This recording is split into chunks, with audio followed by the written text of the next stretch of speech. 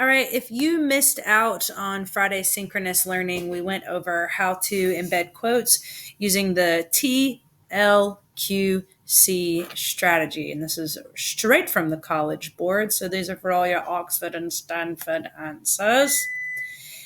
So we went over some objectives in class, but for the sake of 5 minutes, just know that the whole purpose of this is to make sure that your writing sounds smooth and amazing when people read it in their head.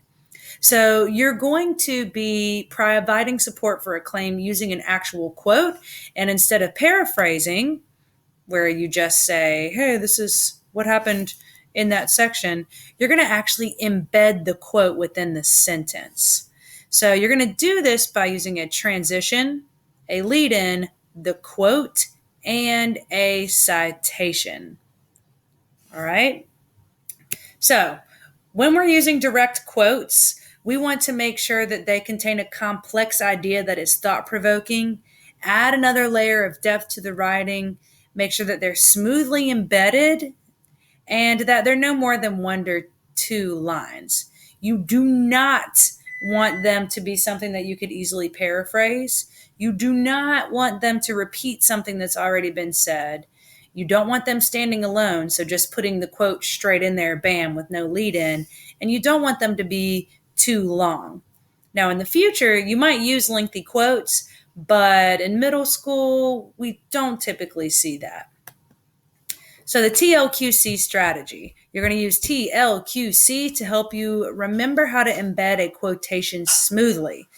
Those letters stand for transition, lead in, quote, and citation. Transition, lead in, quote, citation. Transition, lead in, quote, citation. And this is all going to be in one sentence. All right. So consider this. Here's your example. It's one whole sentence. We want to use this quote. It looked like a gym where the Red Cross had set up an evacuation center to talk about what Percy feels about the living quarters. So I'm going to use a transition.